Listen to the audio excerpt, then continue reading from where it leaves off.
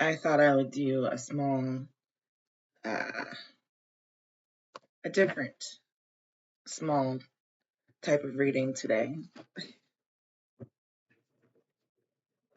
I've never really put my full spectrum of materials on camera before. So I'm going to use this today. It's the Sun magazine. They're out of Chapel Hill, North Carolina. And this specific edition just kind of inspired me personally. It says Into the Fire. It's the Sun magazine celebrating personal writing. So because it has this foliage on the front of it, I figured that would be good personal writing to explore. This is August of 2013. This is issue number 452. I am just going to open randomly. Okay. I landed on page 21. It looks like there's a third part, a portion that I could start reading at. I'm going to draw cards at the same time because I can. So it says, let me ask the question in a different way, Miller said. Yeah, so this is Temperance coming out to start us off. That's what I was trying to do. Seven of Pentacles is also here. That's what I was trying to do, is find a way to temper or to offer a backdrop to the some of the other channelings that have come through, just in personally thinking probably too hard about the world around us. Okay, so Miller says, what do you imagine your therapist role will be in helping you to get those deep hidden issues? I replied that I'd been totally comfortable being asked to analyze anything I've done.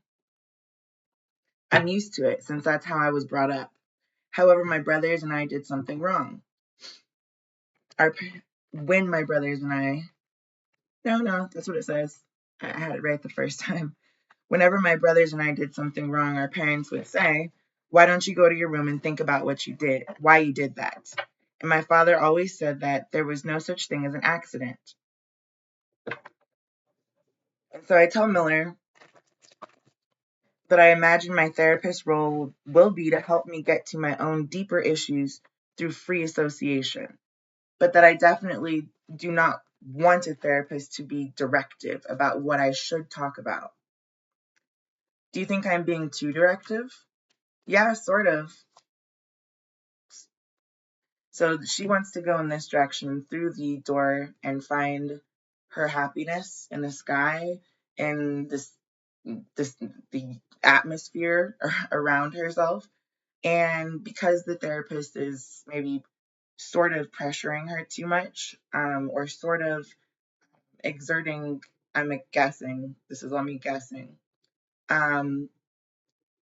too much direction or too much control is what that really means, over her life. And she's unable to do that, or he, I don't really know. So we had Temperance come out, and I'm just going to put these back in the deck as I draw them because it's more about tracking the integrity of the information I'm picking up on. Do you think I'm being too directive? Oh, we already read that. It says, Miller raised his eyebrows. You felt I was pushing you about your father? Of everything I said, I point out, that's the only thing he picked up on. So here's the Three of Wands in reverse. So if you look at things as like, this is a taco and burrito conversation. So nachos. That would be the three kind of points of contact that might have been brought up already. If I go back a little bit in the reading, it says, why don't you go to your room and think about what you did? And then he also says nothing is an accident, you know? So the free association is not really available when you're being told that you're in trouble for something that you've done, that you need to think about it, but then you're not allowed to express yourself freely without having someone try to direct you or control you, or more or less judge in their own therapeutic mind how you're supposed to be processing these things. Everyone has a different way of interpretation and of processing. I could say this is an A and B conversation, so see your way out. If you can understand that the taco, the burrito, and the nacho is A, B, and C, then you can see how, like, if you don't have freedom to express yourself, but you can find two very similar, or you can circumlocute the way that you can explain the exact same idea multiple different ways, then it's not so heartbreaking. It doesn't mean that someone needs to direct, like that was all about food. This A, B, and C conversation is more about, alphanumerics, I guess, or the alphabet, if we'll just keep it there. Of everything I said, I point out that's the one thing he picked up on. I know, of course, that I've got issues with my father, but I'll bet they're no bigger than most sons have with their fathers. In fact, they're probably smaller. So there, can you see that it's now daylight? It's gone from the upside down with I should find the card. Let me just find it so that we have the full reading really quickly. I told Miller, overall, my relationship with my father has been fine. He's not the reason I've started feeling so miserable now. So the way someone communicates with you or the way that they interact with you has almost nothing to do with your comprehension or your understanding of what they've said. It has to do with the way that you process the information and are able to communicate that back. So I don't know if the five, well, I don't even know if it's five. It's probably way more than that. But there are love languages out there that fully include actions, words, gift giving, physical affection, as well as like time spent or small gestures of care, like making someone's lunch for them. It's not a gift, it's just a consideration that you take for someone else's position. And I think when trying to express sympathy, empathy, or love, dang it, I just put that. Oh no, I didn't. There's a secret. There's a moon in the background. There's a star in this one and a moon in this one. I think I said when I was addressing this, if you look into the night sky and you see something that catches your eye, or something that you would like to focus on, a direction that you'd like to walk, when someone deters you from doing that, she's all cloaked in this one, whereas here she's got her hair down, she's in a pink dress. Just look at the difference between those two. This is the Page of Cups, and this is the Five of Cups. In the traditional tarot, Page of Cups is an offer. So if that offer is not really an offer, if it's like, I need you to think about this, but you're not going to get anything out of it because you'll be punished, or I will be directing things the way that I see fit, you have effectively left somebody in the Five of Cups, or in a situation where, time after time, they're having to consider very carefully what kind of words, what kind of actions, what kind of repercussions, what kind of consequences will result from that revelation, I guess you could say.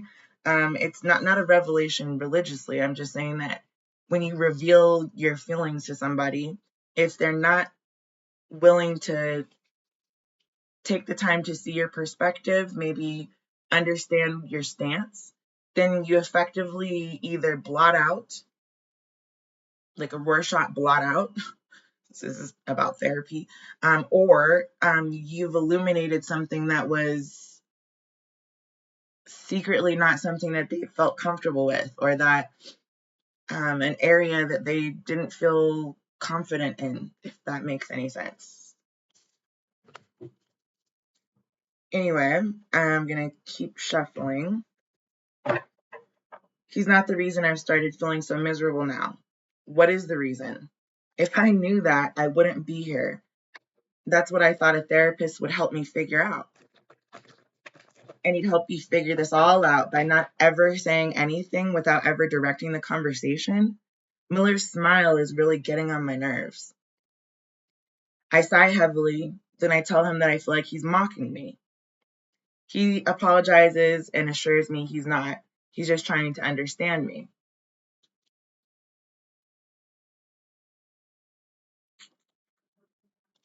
Well, you're definitely judging me, I say. And that's kind of what I was saying about control.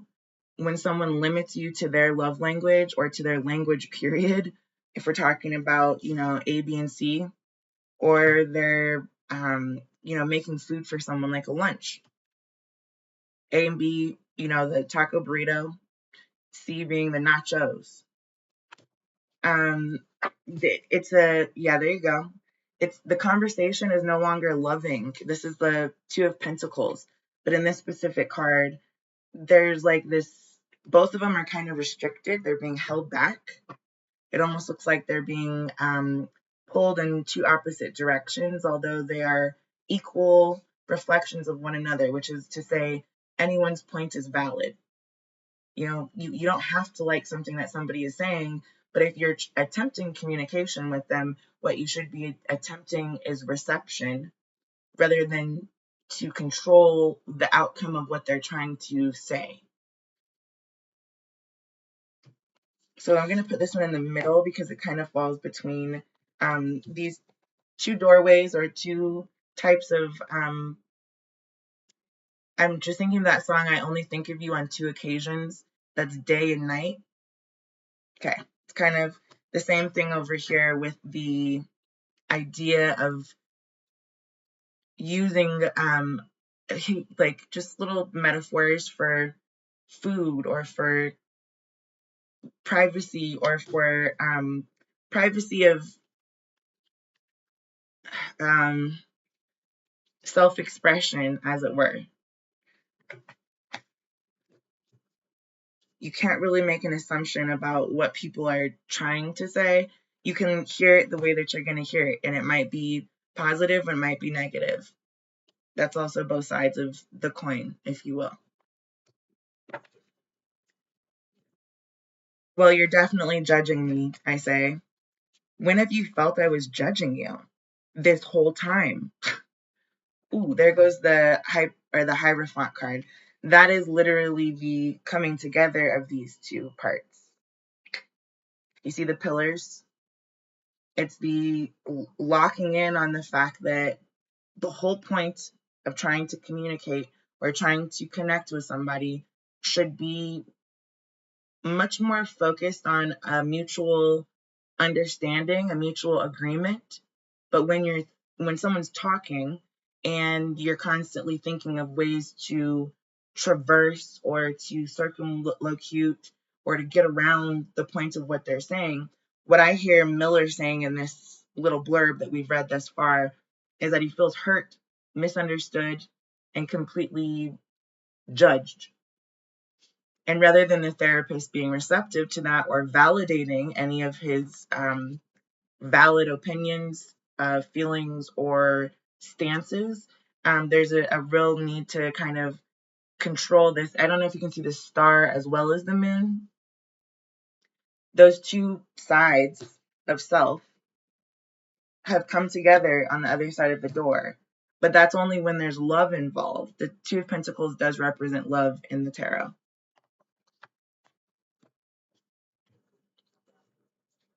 Isn't it that the point of this session? I remind him that He said when I called him, he'd be feeling me out to see if I'd be a good patient for him, to see if we were a good fit. Miller says that he also told me he wasn't sure he had a space in his schedule for new patients right now and that he would give me a referral if he didn't. But I'm not really listening. And what are you going to base your decision on? I asked. How will you know if I'm a good fit based on 1 hour, 1 50-minute hour? So this is the Wheel of Fortune in reverse. It's just the same vein here as the other two. This is the I want to say this is the 1 50-minute hour. It did come out in the reverse, meaning that this doorway, although there's two pillars right here, there's a like a release and a release that didn't happen from both sides. It was a miscommunication, but it was one where Miller felt that there was some type of superiority complex going on. And that's what caused the inability to, it's like the butting of heads. It just doesn't work. I told him that what he has seen of me so far is not who I usually am, that I don't usually lose my temper. I think temperance was the first card out. In fact, I wish I lost my temper more. I almost always hold too much in. I conclude, yeah, that's that release of like self. Like that's why both of those people look like they're being pulled back. It's almost like you can't quite let go. You can't quite allow the other person into your heart space, your mental space, your physical surroundings, any of those love languages. They're not going to be communicated when someone isn't willing to allow the anger, allow the your temper, whether it's you can be in a really good mood. That's a mood, which is what temperance is mood. I almost always hold too much in. I conclude by saying that the only reason I got a little crazy is because I felt judged. Miller nods, but I can't tell whether he's agreeing that anyone would feel angry at being judged or that I am a little crazy. So the other thing for me that would piss me off about this situation, like just completely piss me off, is if I was paying for somebody to judge me or to direct me. It's one thing to pay for an education and the teacher is directing the class because it's not personal. It doesn't have anything to do. Yes, you hear other people's opinions. Yes, you hear their answers to questions. But that is different from having a one-on-one interaction with someone, either, personally or in a social setting where you've paid money to be heard.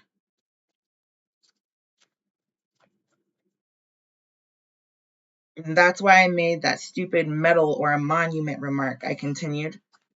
And that's totally not typical of me to be so aggressive or confrontational like that. I explained that it's actually something my 8-year-old Lucy often says to my 5-year-old Emma. Whenever she feels like Emma is bragging, what do you want, a medal or a monument? So here's a 3 of Cups, which is going to go on this side with the 3s. We now have 3 3s. This is the understanding that things won't be moving forward. It's not so heartbreaking once you realize that you have control of yourself, not so much of what other people think of you. And then this is the emotional withdrawal from that. It's wanting to keep the other half of the moon.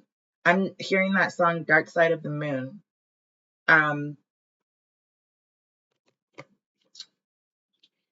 It's the 3 kind of sensory. I don't know if you've ever seen Sense8, but it's a really good series if you haven't seen it. And it's about the ability of empathic people to connect with one another wordlessly. But just because it's wordless doesn't mean that there are not threats to their connection.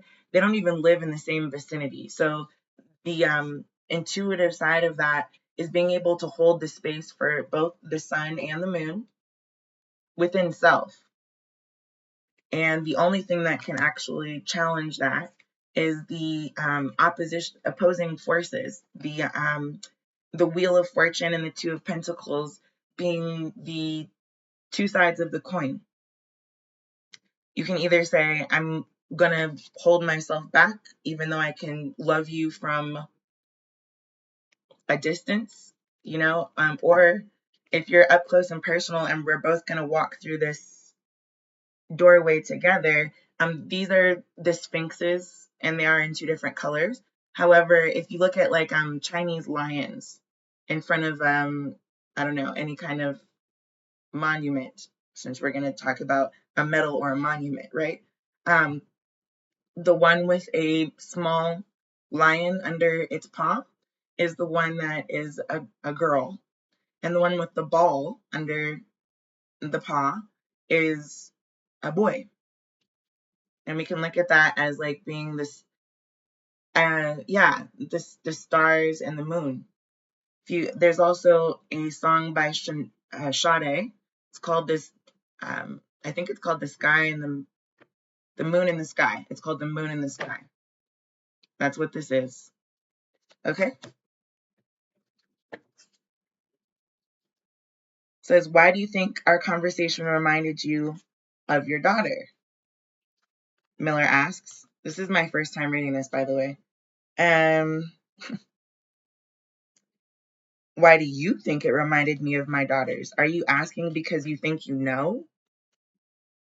That's what I'm saying, is that there's a disconnect in the emotional ability for them to connect, because rather than feeling understood or acknowledging the facts of what has been said by Miller toward the therapist is now questioning him after he's actually already reiterated that if I knew that, I wouldn't be here. That's why I thought a therapist would help me figure it out.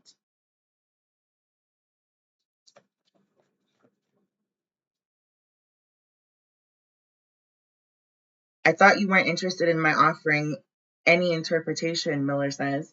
I glare. He smiles and suggests that maybe I brought it up because I was trying to act like his older sibling to put him in his place.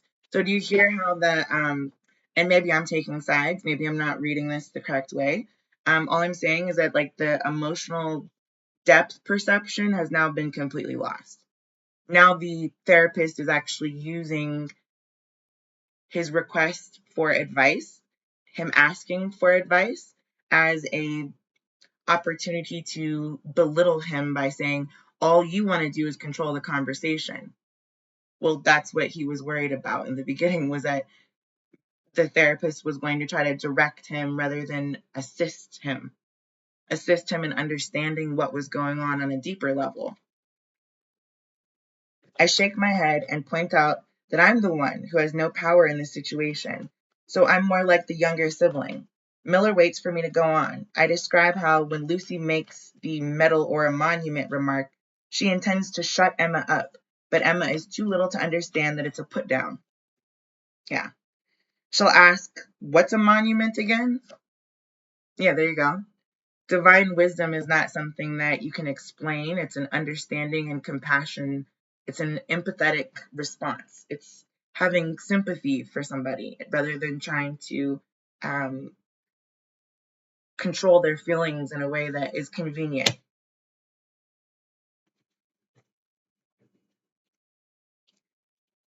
If you talk, also this is what I was trying to point out with these two here. If you talk over somebody's head, or you make references that are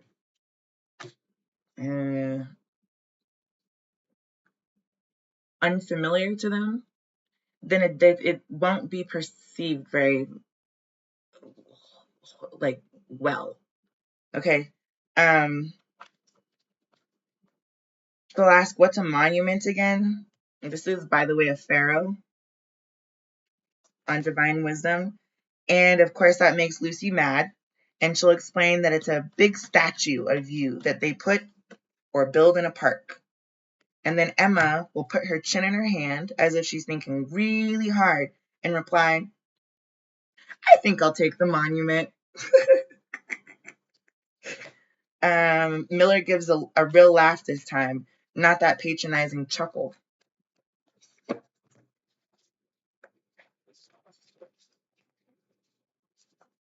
Yeah, that's gonna fall out. Mm. Feeling as if I'm finally on more solid ground, I wrap up my antidote with an analytical flourish. So maybe I brought it up now because subconsciously my daughter's interaction reminded me of what was happening between us. I keep trying to get you to be quiet, but to put you in your place, but you wouldn't go along with it. You kept asking me questions. Like Emma asking Lucy, what's a monument again? And that drove me crazy. Okay, there's a devil in reverse. So that's a real clear indicator that he's very clearly stating what the issue is, that he felt the commentary from the therapist was highly belittling, not only to what he was trying to say, but in such a way that he wasn't trying to condescend him when he mentioned the story of his daughters. He was simply giving what he considered to be an equal story. So the relationship between the two had turned into more of a devilish conversation rather than one that was going to fortify in any way, shape, or form the conversation between them. And that's not, and this is, I want to say this is the monument and there's a devil, or the metal, right? That was a very interesting Freudian slip of mine just now, actually, but I'll keep that for myself.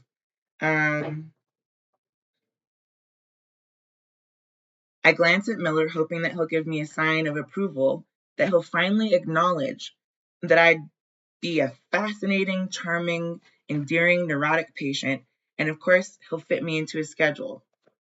Instead, I see him glance at his watch. So this is the hangman card, and the actual act of someone glancing at their watch while you're talking to them it denotes the idea that they don't have time for you. They don't want to make time for you. In fact, you're boring and they'd like to leave as soon as possible. So that's the end of the third section there, or the portion of that. There's also on the opposite page, this is the end of the third installment. And this on the opposite page is a poem. So I will wrap this up with a poem by John Brehm, No Day at the Beach. It's no day at the beach, being me, I said. It's no walk in the park. I can see that, she said. Trust me, I said. It's no picnic. Clearly, she said. But what's that supposed to mean? I said. I'm just agreeing with you, she said. This is the Empress card, so all three, mind, body, and soul, is the way that I see this. Agreeing is the agreement of those things. Um, it says, I'm just agreeing with you, she said. You might have argued a bit, I said. Tried to convince me otherwise. Who knows? Maybe it is a day at the beach, being me. Or maybe it's a day at the beach being with me. No, she said, it's not.